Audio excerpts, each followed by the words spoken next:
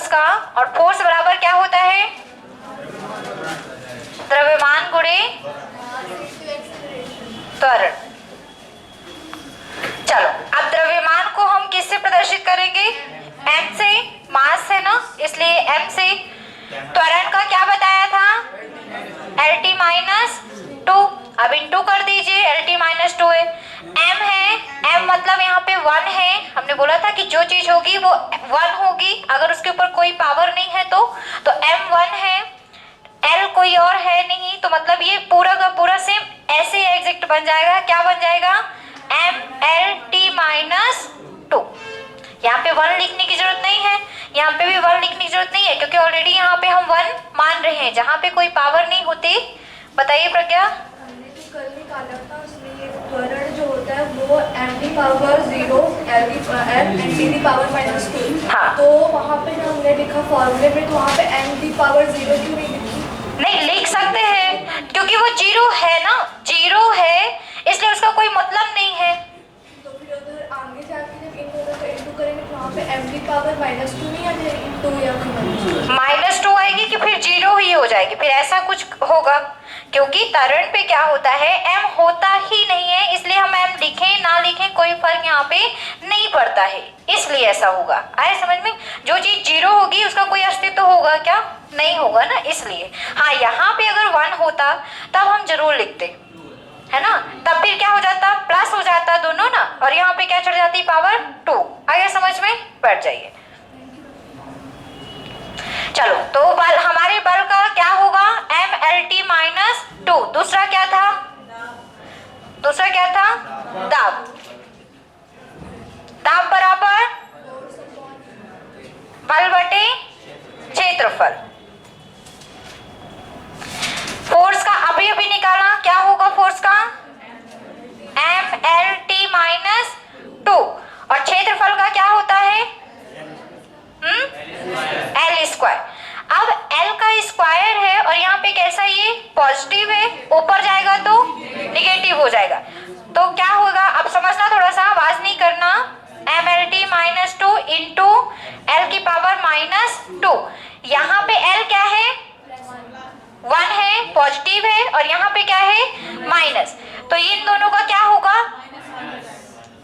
Plus minus क्या होगा? Minus, मतलब 2 में से 1 गया, 1, और चिन्ह किसका लगेगा? माइनस का। तो हमारा क्या बनेगा सूत्र यहाँ पे? ML minus 1 T minus. Clear हुआ क्या? L1 था, पॉजिटिव था, L माइनस 2 था, क्योंकि ऊपर जाएगी पावर तो माइनस पे हो जाएगी, तो यहाँ पे 2 और 1 पे क्या होगा? प्लस माइनस माइनस हो जाएगा, और चिन्ह बड़े का लगता है तो माइनस 1। तो क्या हो जाएगा इसका? ML minus 1 T minus 2। फिर क्या था अगला? कार्य।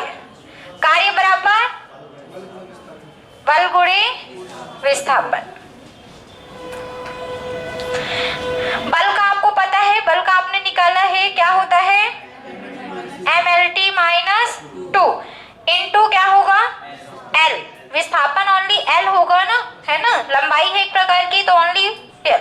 ये 1 है, ये भी यहाँ पे 1 है, तो दोनों पॉजिटिव है तो प्लस हो जाएगा, मतलब 2 हो जाएगा। तो क्या बनेगा आपका? ML2 minus T minus 2। इसको रट लेना, नहीं आ रहा समझ में? रट लो, क्योंकि हम समझा रहे हैं। L की पावर कितनी है? 1। L की पावर कितनी है? 1। पावर यहाँ पे इंटू नहीं होती, पावर यहाँ पे जुड़ती और घटती है, ठीक है। तो यहाँ पे 1 पॉजिटिव, यहाँ पे 1 पॉजिटिव, दोनों पॉजिटिव मिल जाएंगे तो 2 पॉजिटिव बनेगा, ठीक है। तो याद रखेंगे ML2T माइनस 2, क्योंकि T है, इसका कोई दूसरा नहीं है, इसलिए केवल यही आ जाएगा। तो क्या हो जाएगा? ML square T minus 2। फिर क्या है?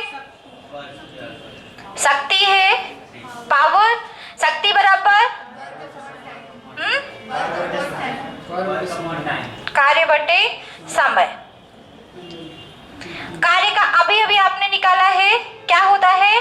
ML square T minus 2। ML square T minus 2। और समय का क्या हो जाएगा? T। अब T का पावर कितना है यहाँ पे? 1। जहाँ पे कोई पावर नहीं चढ़ती वहां पे 1 होती है, तो 1 है। अब ये 1, ये पावर जब ऊपर साइड जाएगी तो क्या हो जाएगी? माइनस, तो समझना यहाँ पे M L square T minus two into T minus one, T minus one. तो यहाँ पे क्या हो जाएगा, ये माइनस वन, ये माइनस टू, माइनस माइनस क्या होता है, प्लस होता है, और चिन्ह किसका आता है, बड़े का। बड़ा कौन है, माइनस दो बड़ा है, तो माइनस बड़े का दो बड़ा है और दो पे माइनस लगा हुआ है, मतलब चिन्ह माइनस ही आएगा। तो माइनस माइनस का, क्योंकि मैथ में ये फॉर्मूला बताते होंगे कि प्लस माइनस माइनस होगा, माइनस प्लस माइनस होगा, प्लस प्लस प्लस होगा, माइनस माइनस प्लस होगा, सुना होगा ना कभी, ठीक है। तो ये जो माइनस माइनस है दोनों क्या हो जाएंगे, प्लस हो जाएंगे। तो क्या बनेगा बीमी सूत्र, M L square T minus three. Very good, चलो प्लस हो गए दोनों, दो एक तीन हो गया और बड़े का चिन्ह आ गया माइनस तीन। तो हमारे शक्ति का सूत्र क्या बना, M L square T minus three. हो गया सबका, सबको आ गया समझ में। जो नए हैं, क्या नाम है आपका, हाँ अलका, लक्ष्मी, लक्ष्मी अभी समझ में नहीं आ रहा होगा कुछ भी, है ना। अभी बैठ जाइए, विमेश हो तो हम लोग परसों की क्लास में, कल की क्लास में पढ़ा है, तो थोड़ा सा ये जिनका होमवर्क था उनको समझा रहे हैं ना, आपको हम बाद में समझा देंगे। बैठ जाइए। हो गया सबको इतना, सबने जिनने नहीं किया है वो कर लिए, ठीक है। जिनका सबको सही है, सबको सही होगा। चलो शक्ति तक हो गया। अब अगला क्या था, गतिज ऊर्जा, काइनेटिक एनर्जी। गतिज ऊर्जा बराबर 1/2 mv स्क्वायर, मतलब द्रव्यमान गुणे वेग का स्क्वायर, वेग का स्क्वायर। देखिए अब विमीय सूत्र बनाने में हमें 1/2 की जरूरत नहीं है। अगर हम न्यूमेरिकल क्वेश्चन कर रहे होते तो अब हम यहाँ पे 1/2 का यूज करते, तो हमें इसकी जरूरत बिल्कुल भी नहीं है। इसको ऐसे ही रखे रहने दीजिए, कोई प्रॉब्लम नहीं। हमको इन दोनों की जरूरत है, ये भौतिक राशियों की जरूरत है। तो m मतलब द्रव्यमान, तो क्या हो जाएगा यहाँ पे, m गुणे b का क्या होता है, वेग का, एल टी माइनस वन, यही होता है वेग का। और इसका पावर क्या चढ़ जाएगा, 2। अब दोनों में पावर है, मतलब यहाँ पे क्या हो जाएगा, L square T minus to. भाई 2 का 1 में इंटू करोगे तो 2 ही होगा, और माइनस का माइनस ही रहने दीजिए। तो ये बन गया आपका इंटू m, ठीक है। अब यहाँ पे m है क्या, नहीं है, तो हमको कोई फर्क नहीं पड़ता इसमें m हो चाहे ना हो। तो डायरेक्टली क्या बन जाएगा आपका, M L square T minus two. यही बनेगा क्या, यही बनेगा ना। तो आपका गतिज ऊर्जा का विमीय सूत्र क्या होगा, M L square T minus two. पीछे आ रहा है समझ में, आ रहा है समझ में कि नहीं आ रहा, हम तो डाउट में चल रहे हैं, आप लोग को आ रहा है कि नहीं आ रहा, आ रहा है। फिर क्या था, स्थितिज ऊर्जा, पोटेंशियल एनर्जी।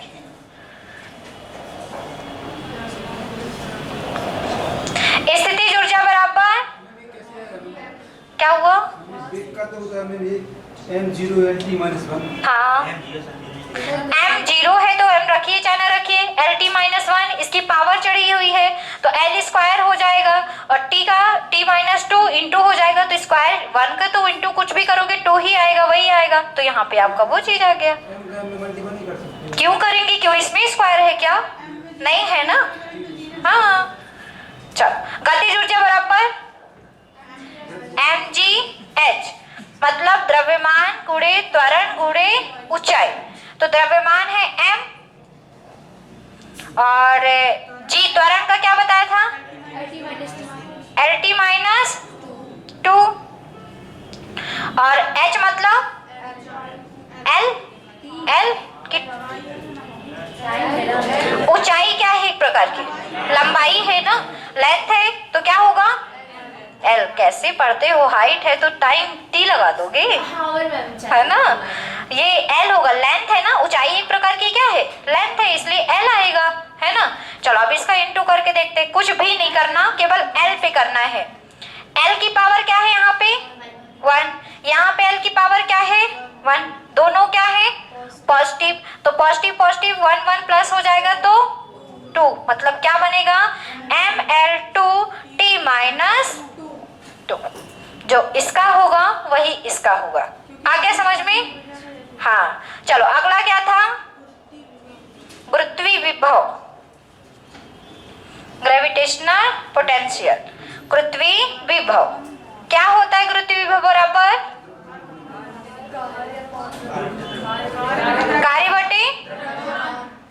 कार्य बटे द्रव्यमान। ये तो सबसे बन गया होगा, यही नहीं बना क्या? कार्य बराबर क्या होता है? ml2t-2, यही होता है ना? गलत नहीं बनाना, नहीं गलत हो जाएगा। ml2t-2 द्रव्यमान का क्या होगा? m होगा। चलो m की पावर क्या है? यहाँ पे 1 है। जब कोई पावर नहीं चाहते और जो होता है उसका हम 1 मानते हैं, तो 1 ऊपर जाएगा तो माइनस। अब यहाँ पे सोच के बताओ, मैं इधर नहीं लिखूंगी। अब 1 -1 है, यहाँ पे -1 चला जाएगा, और यहाँ पे +1 है तो प्लस माइनस माइनस, मतलब इस बार m क्या बन जाएगा? 0। Very good. आ गया समझ में कि नहीं आया? देखिए m क्या था? यहाँ पे पावर 1 थी, ये जब पावर ऊपर जाएगी तो किस में कन्वर्ट हो जाएगी? माइनस में। यहाँ पे m है, यहाँ पे इसकी पावर क्या है? पॉजिटिव है, 1 है और पॉजिटिव है। अब ये दोनों को इंटू करेंगे तो इनकी पावर प्लस माइनस होगी। ये प्लस है और ये नेगेटिव है, दोनों में प्लस माइनस माइनस होता है, तो 1 में से 1 जाएगा तो 0 हो जाएगा। तो n0 l²t-2। अगला क्या था? संवेग, द्रव्यमान गुणे वेग।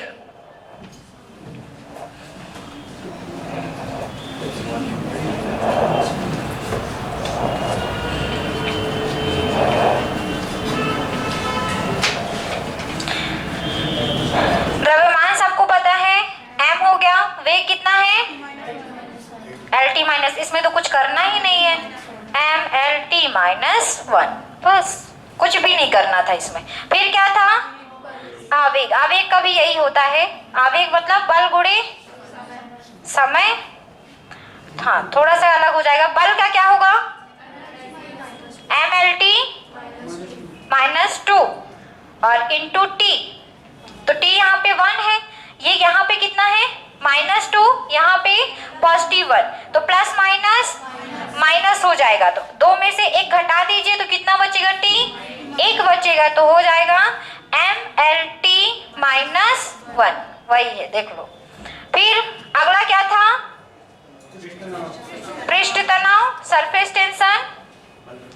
पृष्ठ तनाव बराबर बल गुणे बल बटे लंबाई। लंबाई का तो सबको पता चल गया, L होता है लेंथ, और बल का क्या होता है? lt-2, mlt-2। अब देखो यहाँ पे केवल क्या चेंज होने वाला है इस बार? L चेंज होने वाला है, क्योंकि L क्या है यहाँ पे? -1 हो जाएगा, 1 है और ऊपर जाएगा तो माइनस, ऊपर जाके ये माइनस और ये क्या होगा? पॉजिटिव। तो पॉजिटिव और नेगेटिव दोनों मिलके क्या बनाएंगे? 0। तो ml0t-2। तो हमारा पृष्ठ तनाव का क्या हो जाएगा? देखिए L1 था, ऊपर गया नेगेटिव हो गया, ये +1 था, पॉजिटिव और नेगेटिव मिलकर नेगेटिव बनाए और 1 से 1 गया, क्या हो जाएगा? 0। तो L0 हो जाएगा। m को उसी तरह रहने दीजिए, t भी उसी तरह ही रहेगा, केवल वही परिवर्तित होगा जो आपके अगल बगल जिसके साथ में कुछ हो, और जो नहीं है उसमें कोई चेंजेस नहीं होती। फिर अगला क्या था? हो गया? चल हो गया सबका? जो गलत रहा होगा सबको वैसे सही रहा होगा, क्योंकि हमने सिखाया आपको बना। जो रहे होंगे क्लास में, जिनके दिमाग में चला गया होगा, वो इस तरह बना लिए होंगे, है ना। और कुछ चीजें आपको याद रखनी है, जैसे पृष्ठ तनाव बराबर बल बटे लंबाई होता है, आवेग बराबर बल गुणे समय होता है, संवेग बराबर द्रव्यमान गुणे वेग। ये आपको याद रखना पड़ेगा, तभी आप सूत्र बना पाएंगे, नहीं तो नहीं बना पाएंगे। आया समझ में? चलिए हम लोग कहाँ तक पढ़ लिए थे? मोशन पढ़ रहे थे, कल मोशन पढ़ रहे थे ना। हमने एक विमीय गति, द्विविमीय गति, त्रिविमीय गति आपको पढ़ा दिया था। हम लोगों ने मोशन स्टार्ट किया था, गति स्टार्ट किया था, हमने बताया था कि गति क्या है, आप ध्यान से सुनेंगे और समझेंगे, लिखेंगे बिल्कुल भी नहीं, ठीक है। हाँ जी, अभी रुक तो जाओ, रुक जाओ, अभी सब बता देंगे वो भाई। वो सर्पिलाकार गति कहलाती है, सांप की गति, और कुछ नहीं कहलाती। क्या आप पूछ रही है क्या? हाँ, वो अनियमित गति होती है। सांप की जो गति होती है ऐसे ऐसे, वो अनियमित गति होती है, उसकी इरेगुलर मोशन बोलते हैं, क्योंकि उसकी कोई दिशा नहीं होती। आ गया समझ में ना, इसलिए। और सांप ऐसे ऐसे क्यों चलता है, मैं पूछ लूं तो? वो सीधा सीधा क्यों नहीं चलता? पैर नहीं होते इसलिए सीधा सीधा नहीं चलता। तो ऐसे ऐसे फिर क्यों चलता है? वो पैर होते हैं। अच्छा, उसकी ऐसी चाल है इसलिए चलता है। अच्छा, बिना हड्डी का होता है? सबसे ज्यादा हड्डी तो उसी में ही है। हाँ चलो, अब नहीं पता तो रहने दो, नहीं पता। हड्डी होती है उसमें।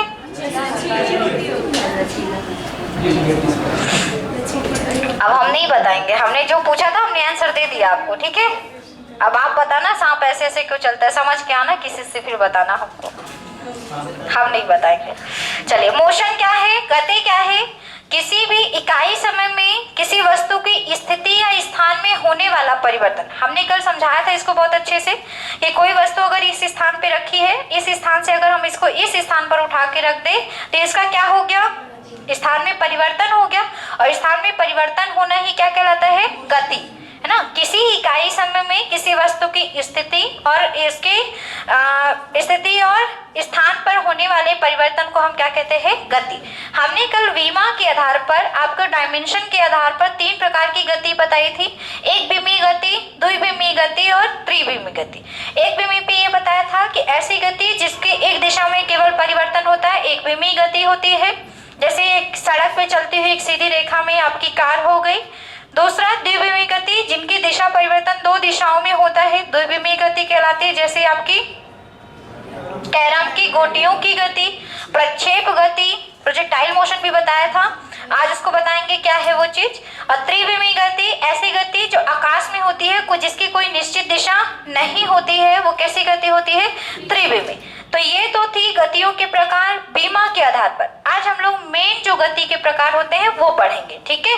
तो मेन गतियों के प्रकार अभी लिखना बिल्कुल भी नहीं है, अभी केवल समझना है। सरल गति या सिंपल मोशन, या इसी को हम कहते हैं ऋजु रेखी गति।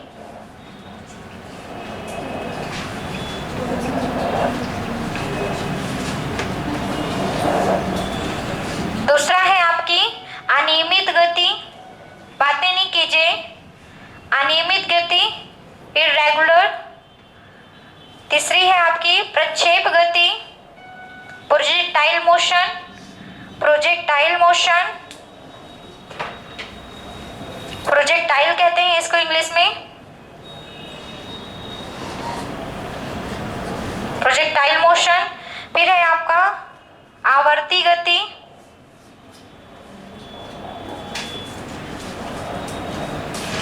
ऑर्बिट मोशन भी कहलाता है इसका। और एक हो गया आपकी ऊर्ध्वाधर गति, वर्टिकल मोशन कहते हैं इसको, इंग्लिश में इसको कहते हैं वर्टिकल मोशन। आवर्ती गति को कहते हैं आपका ऑर्बिट मोशन, ठीक है। अनियमित इर्रेगुलर हो जाएगा। सरल रेखी को हम सिंपल गति भी कहते हैं और हिंदी में दूसरी भाषा में ऋजु रेखी गति भी कहते हैं। अब समझिए एक एक करके, क्योंकि यहाँ से क्वेश्चन के एग्जाम्पल पेपर में आते हैं। फिजिक्स में सबसे ज्यादा पेपर में एग्जाम्पल आते हैं, है ना, मात्रक आते हैं या फिर आपके एग्जाम्पल आते हैं, ठीक। तो अब समझिएगा, आपकी सरल रेखी गति क्या है? ऐसी गति जो किसी सरल रेखा में या सीधी रेखा में जो मोशन होता है। जैसे कल हमने एक विमी गति बताया था आपको कि समझ लीजिए कि यहाँ पे 2 खंभे लगे हुए हैं और बीच में ये रस्सी लगी हुई है ना, सीधी रस्सी, टेढ़ी मेढ़ी रस्सी नहीं, बिल्कुल सीधी रस्सी। या फिर कह सकते हैं कोई समतल सड़क ले लीजिए, जैसे ये टेबल हो गई, तो टेबल की सरफेस क्या है? बिल्कुल सीधा है, सिंपल है ना। तो यहाँ पे जो मोशन होगा ये किस प्रकार का मोशन कहलाएगा? सरल गति, ठीक है, सरल रेखी गति या सरल गति या ऋजुरेखी गति कहते हैं। मतलब कि किसी समतल स्तर पर होने वाली एक ही दिशा में होने वाली गति कैसी गति होती है? सरल रेखी या सिंपल। जैसे टेबल में छोटी सी कार रख दीजिए और आगे बढ़ा दीजिए, उसकी मोशन कैसी होगी? सरल रेखी। उसको ऐसे ऐसे नहीं चलाना, सांप के जैसे नहीं चलाना, ठीक है ना, बिल्कुल सीधा चलाना है। फिर आपकी अनियमित गति, ऐसी गति जिसकी कोई दिशा निश्चित नहीं हो, जैसे सांप की, है ना, तो वो कैसी गति होगी? आपकी अनियमित गति। प्रक्षेप गति क्या है? अभी बहुत इंपॉर्टेंट है। प्रोजेक्टाइल मोशन, ऐसी गति जो क्षैतिज मतलब हॉरिजॉन्टल और ऊर्ध्वाधर वर्टिकल, हॉरिजॉन्टल और वर्टिकल को छोड़कर किसी दूसरी दिशा में गति करे, वो हमारी होगी कैसी गति?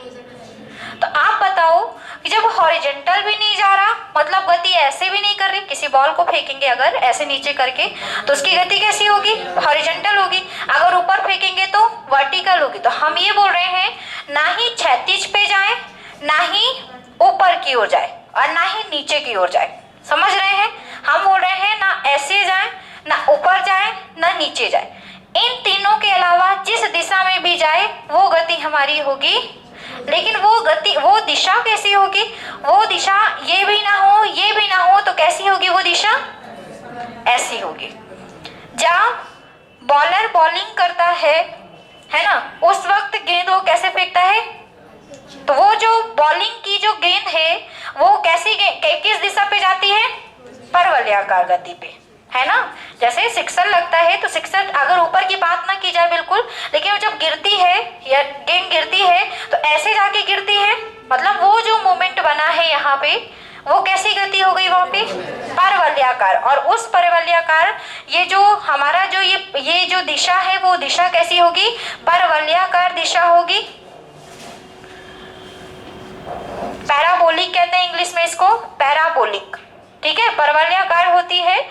और ये इस प्रकार की मूवमेंट क्या कहलाएगी? प्रक्षेप। फिर से सुनिए, ऐसी गति जो क्षैतिज भी ना हो, जो ऊर्ध्वाधर भी ना हो, इन दोनों को छोड़कर जिस दिशा में गति करे कोई वस्तु, वो दिशा अगर हमारी परवलयाकार हो, पैराबोलिक हो, तब वो गति कैसी कहलाती है? प्रक्षेप। जैसे बॉलर द्वारा फेंके गए बॉल की गति, टंकी के छिद्र से निकलने वाले पानी की गति। नल से मैंने नहीं बोला, टंकी पे जो नल लगा है उससे मत निकालना, वो सीधा सीधा पानी निकलेगा। टंकी पे कहीं छेद कर दो या बॉटल में कहीं छेद कर दीजिए तो पानी हमेशा कैसे निकलता है? ऐसे करके, टेढ़ा करके निकलता है। उसकी जो दिशा होगी वो कैसी होगी? परवलयाकार होगी। और वो गति कैसी होगी उसकी? प्रक्षेप गति। आया समझ में? छेद करके देख लेना बॉटल में, ठीक है। तो ये मोशन कैसा होगा? प्रक्षेप गति।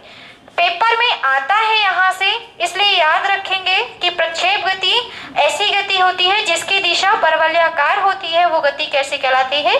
प्रक्षेप गति कहलाती है। जैसे बॉलर द्वारा फेंके गए बॉल की गति हो गई, टंकी के छिद्र से निकलने वाले पानी की गति हो गई। एक खास बात हमने लिखाई थी कि प्रक्षेप गति होती कैसी है? द्विविमी, बताया था ना, द्विविमी पे लिखाया था। चलो अब आवर्ती गति समझिए। क्या है आवर्ती गति? क्या है आवर्ती गति?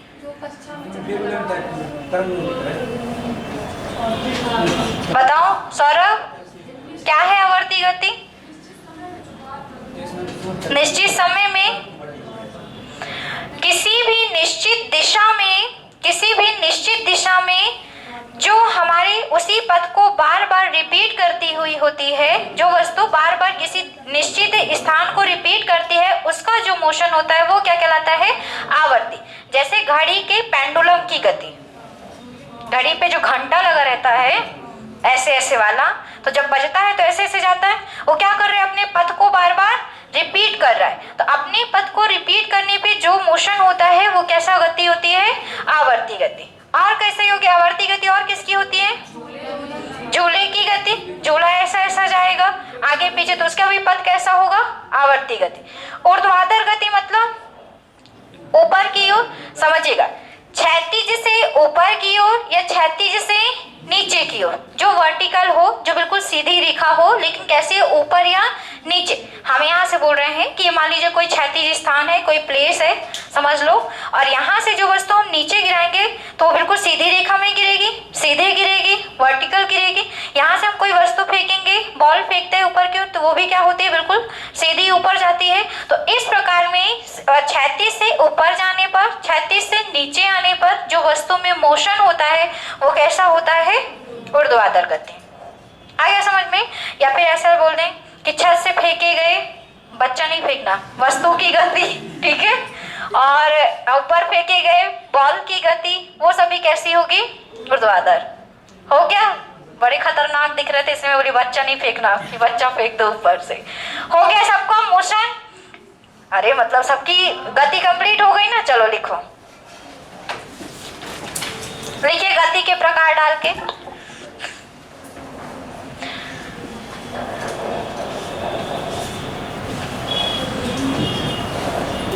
पहला लिखिए सरल या ऋजुरेखीय गति। सरल मतलब सिंपल, सरल या ऋजुरेखीय गति, सरल या ऋजुरेखीय गति। बोले, लिखिए जब कोई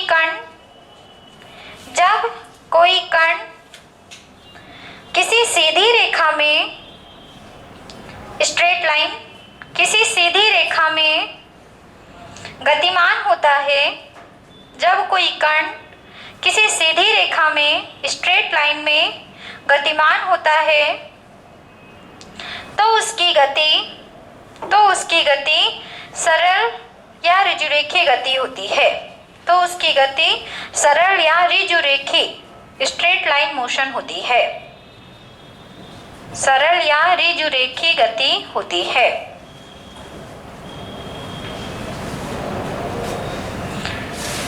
हो गया सबका? दूसरा लिखिए अनियमित गति। एग्जाम्पल तो अब क्या समझाना है, सीधी रेखा में कुछ भी चला दो, बस सीधा होना चाहिए, हो गया। एग्जाम्पल तो इसमें क्या लिखा है, एग्जाम्पल अनियमित पे लिखिए इररेगुलर मोशन। जब कोई कण, लिखिए अनियमित गति पे, जब कोई कण अनियमित दिशा में, अनियमित या निश्चित दिशा में गतिमान होता है, जब कोई कण अनियमित दिशा में गतिमान होता है, अनियमित दिशा में गतिमान होता है, तो उसकी गति अनियमित गति कहलाती है। तो उसकी गति अनियमित गति कहलाती है, अनियमित गति कहलाती है। चलिए अब लिखिए तीसरा एग्जाम्पल। इसमें लिखना हो तो लिख सकते हैं गैस के अणुओं की गति। गैस के अणुओं की गति अनियमित होती है ना, कोई निश्चित दिशा पे तो नहीं जाते गैस के अणु, त्रिविमीय में भी होती है, वो बीमा के आधार पर है और ये अलग है ना। हाँ सांप को भी लिख सकते हैं, उसका भी मोशन वो नहीं होता है ना। सांप की आंखें होती हैं कि नहीं होती? होती है। चलो प्रक्षेप गति लिखो, प्रक्षेप गति लिखिए। सब सोच में क्यों पड़ जाते हैं, होती है भाई, होती है, तभी तो बोलते हैं सांप कैमरा खींच लेता है, कैमरा नहीं मतलब फोटो खींच लेता है। चलो लिखो प्रक्षेप गति। फिर कैसे सोच में पड़े, सांप की आंखें होती है कि नहीं होती? होते हैं तभी तो बदला लेने आएंगे। अरे भैया हाँ, अब हम ये नहीं बताएंगे। चलो लिखो प्रक्षेप गति। बायो पढ़ाते तो बताते, अभी तुम फिजिक्स पढ़ा रहे हैं। चलिए लिखिए किसी वस्तु को, प्रक्षेप गति पे लिखिए, प्रोजेक्टाइल मोशन पे, किसी वस्तु को क्षैतिज या ऊर्ध्वाधर दिशा से, क्षैतिज या ऊर्ध्वाधर, हॉरिजॉन्टल और वर्टिकल, क्षैतिज या ऊर्ध्वाधर दिशा से भिन्न, भिन्न मतलब अलग, ऊर्ध्वाधर दिशा से भिन्न, पीछे लिख रहे हैं। चलो क्षैतिज या ऊर्ध्वाधर दिशा से भिन्न किसी अन्य दिशा में फेंका जाए, किसी अन्य दिशा में फेंका जाए, अन्य दिशा में फेंका जाए, ऊर्ध्वाधर दिशा से भिन्न किसी अन्य दिशा में फेंका जाए और उसके गति का पथ परवलयाकार हो, उसके गति का पथ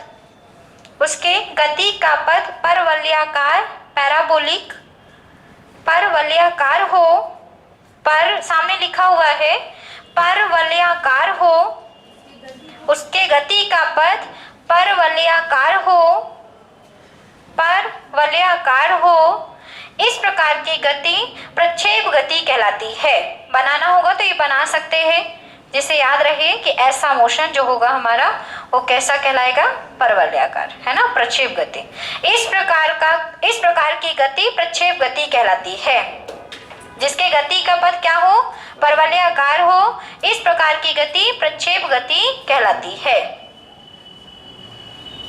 बनाना हो तो बना लीजिए, है ना, हॉरिजॉन्टल और इधर ना जाए, किधर जाए, परवलयाकार दिशा पे जाए, वो कैसी मोशन होती है, प्रक्षेप गति होती है।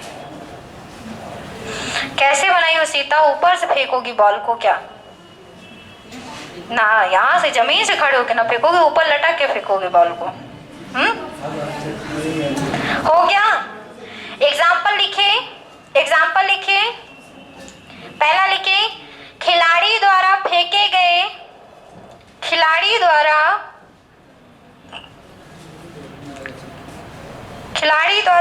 गए बॉल एवं गोले की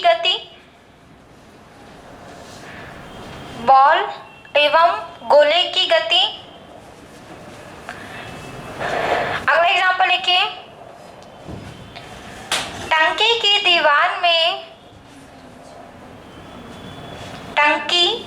दीवार में हुए छिद्र से, होल बोलेंगे छिद्र को, टंकी की दीवार में हुए छिद्र से निकलने वाले पानी की गति,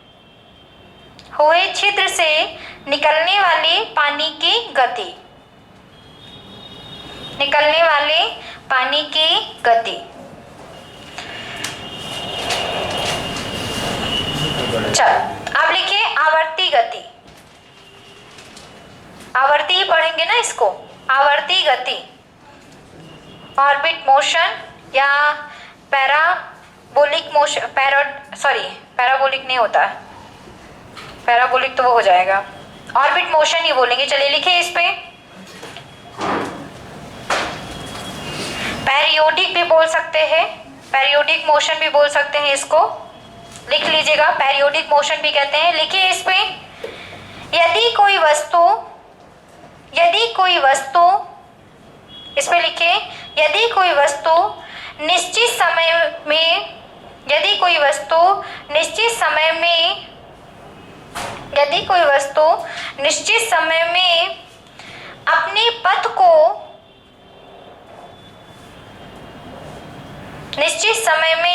अपने पथ को दोहराती है, रिपीट करती है, यदि कोई वस्तु निश्चित समय में अपने पथ को दोहराती है तो इस प्रकार की गति आवर्ती गति कहलाती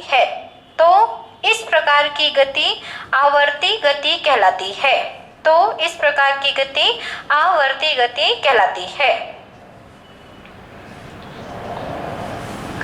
जैसे लिख लिया, इस प्रकार की गति आवर्ती गति कहलाती है। जैसे घड़ी के पेंडुलम की गति, झूले की गति आदि। घड़ी के पेंडुलम की गति, झूले की गति आदि।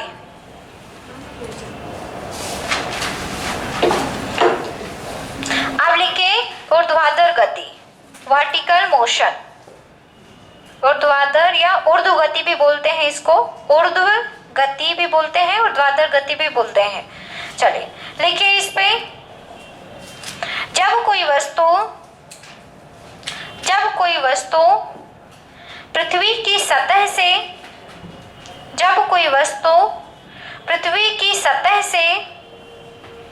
या क्षैतिज से हॉरिजॉन्टल पृथ्वी की सतह से, सरफेस से या क्षैतिज से 90 डिग्री का कोण बनाते हुए 90 डिग्री का कोण बनाते हुए ऊपर या नीचे 90 डिग्री का कोण बनाते हुए ऊपर या नीचे गति करती है, ऊपर या नीचे गति करती है, तो इस प्रकार की गति, ऊपर या नीचे गति करती है तो इस प्रकार की गति ऊर्ध्वाधर गति या ऊर्ध्वगति कहलाती है, वर्टिकल मोशन कहलाती है। इस प्रकार की गति वर्टिकल मोशन या ऊर्ध्वाधर या ऊर्ध्वगति कहलाती है।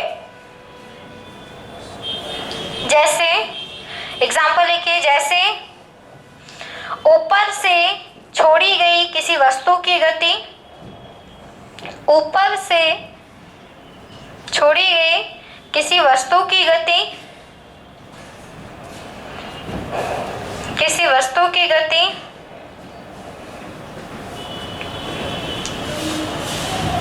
वृक्ष से गिरने वाले फल की गति, किसी पेड़ से जो फल गिरता है वो भी ऊर्ध्वाधर गति होती है उसकी। वृक्ष से गिरने वाले फल की गति, वृक्ष से गिरने वाले फल की गति।